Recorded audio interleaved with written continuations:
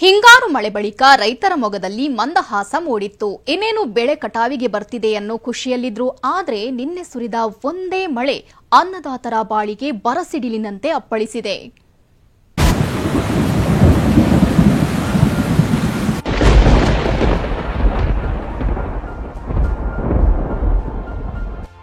ಕಟಾವಿಗೆ ಬಂದಿದ್ದ ಭತ್ತದ ಬೆಳೆ ನೆಲಕಚ್ಚಿದೆ. ಗದ್ದೆಯಲ್ಲೆಲ್ಲ ಮಳೆ ನೀರೇ ಕಾಣ್ತಿದೆ. ಕೊಯ್ಲಿಗೆ ಬಂದಿದ್ದ ಕಾಫಿ ಬೆಳೆಗೂ ಕಂಟಕ. ಇಷ್ಟೆಲ್ಲ ಅನಾಹುತಗಳಿಗೆ ಕಾರಣವೇ ವರ್ಣನ ಆರ್ಭಟ.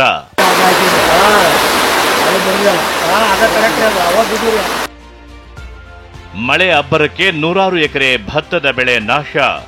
ಒಂದಲ್ಲ ಎರಡಲ್ಲ 9ಕ್ಕೂ ಹೆಚ್ಚು ಎಕರೆ ಭತ್ತ ನೆಲಕಚ್ಚಿ ಹೋಗಿದೆ. 10 ದಿನ ಬಿಟ್ಟಿದ್ರೆ ಕಟಾವು ಮಾಡಬೇಕಿತ್ತು. ರೈತರ ತುತ್ತಿನ ಚೀಲ ತುಂಬಿಸಬೇಕಿದ್ದ ಭತ್ತದ ಬೆಳೆಯನ್ನ ಒಂದೇ ಒಂದು ಮಳೆ ಸರ್ವನಾಶ ಮಾಡಿದೆ.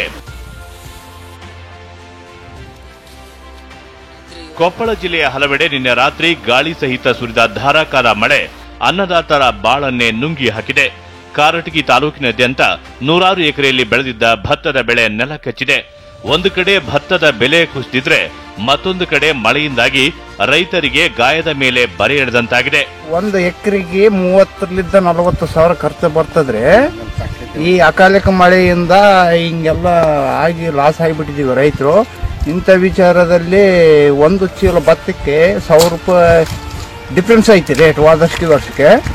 ಇದು ಸರ್ಕಾರ ಸ್ಪಂದನೆ ಮಾಡಿ ನಮಗೆ ಏನಾದರೂ ಒಂದು ವ್ಯವಸ್ಥೆ ಮಾಡಿಕೊಡ್ಬೇಕಂತೇಳಿ ಕೇಳ್ಕೊಡ್ತೀವಿ. ಇನ್ನು ಚಿಕ್ಕಮಗಳೂರು ಜಿಲ್ಲೆಯ ಮೂಡಿಗೆರೆ, ಕೊಪ್ಪ, ಶೃಂಗೇರಿ ಭಾಗದಲ್ಲೂ ವರುಣ ಅಬ್ಬರಿಸಿದ್ದಾನೆ. ಕಾಫಿ ಬೆಳೆ ಕೊಯ್ಲಿಗೆ ಬಂದ ಹೊತ್ತಲ್ಲೇ ಒಂದು ಕಡೆ ಮಳೆ ಬರ್ತಿದ್ರೆ ಮತ್ತೊಂದು ಕಡೆ ಕಾಡಾನೆ ಹಿಂಡೋ ತೋಟಕ್ಕೆ ನುಗ್ತಿವೆ. ಹೀಗಾಗಿ ಕೆಲಸಕ್ಕೆ ಬರಲು ಕಾರ್ಮಿಕರು ಹೆದರುತ್ತಿದ್ದಾರೆ. ಕಾಫಿ ಕುಯ್ಯೋದಕ್ಕೆ ಲೇಬರು ಸಿಗ್ತಾ ಇಲ್ಲ, ಮಳೆನೂ ನಿಲ್ತಾ ಇಲ್ಲ. ಇದ್ದಂತ ಗಿಡದಲ್ಲಿ ವರ್ಷ ಪೂರ್ತಿ ಕಷ್ಟಪಟ್ಟು ರೈತ ದುಡಿದಂತ ಬೆಳೆ ಇವತ್ತು ನೆಲದ ಪಾಲಾಗ್ತಾ ಇದೆ. ಇದಕ್ಕೆ ಎಚ್ಚೆತ್ತುಕೊಂಡು ಸರ್ಕಾರ ನಮಗೊಂದು ಪರಿಹಾರ ಕೊಡಬೇಕು. ಕಾಡಾನೆ ದಾಳಿಗೆ ನೆಲಕಚ್ಚಿದ ಭತ್ತದ ಬೆಳೆ. ಅತ್ತ ಮಳೆ ಅಬ್ಬರಕ್ಕೆ ಬೆಳೆ ಹಾಳಾಗಿದ್ರೆ ಇತ್ತ ಹಾಸನ ಜಿಲ್ಲೆಯಲ್ಲಿ ಕಾಡಾನೆಗಳ ಹಾವಳಿಯಿಂದ ಅಪಾರ ಪ್ರಮಾಣದ ಭತ್ತದ ಬೆಳೆ ನಾಶವಾಗಿದೆ. ಸಕಲೇಶಪುರ ತಾಲೂಕಿನ ಒಳಲಹಳ್ಳಿಯಲ್ಲಿ ಫಸಲಿಗೆ ಬಂದಿದ್ದ ಭತ್ತದ ಗದ್ದೆಗೆ ಕಾಡಾನೆ ಹಿಂಡು ದಾಳಿ ಮಾಡಿದೆ. ಎಕರೆಗಟ್ಟಲೆ ಭತ್ತದ ಬೆಳೆ ಸಂಪೂರ್ಣ ನೆಲಕಚ್ಚಿದೆ.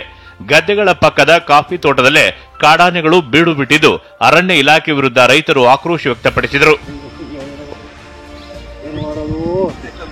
ಉತ್ತಮ ಮಳೆಯಿಂದ ಭರ್ಜರಿ ಫಸಲು ಬಂದಿದ್ದನ್ನ ಕಂಡು ರೈತರು ಖುಷಿಯಾಗಿದ್ರು. ಆದರೆ ಅಷ್ಟರಲ್ಲೇ ಮತ್ತೆ ಬಂದ ಮಳೆ ಮತ್ತು ಆನೆ ದಾಳಿ ರೈತರನ್ನ ಕಂಗೆಡಿಸಿದೆ.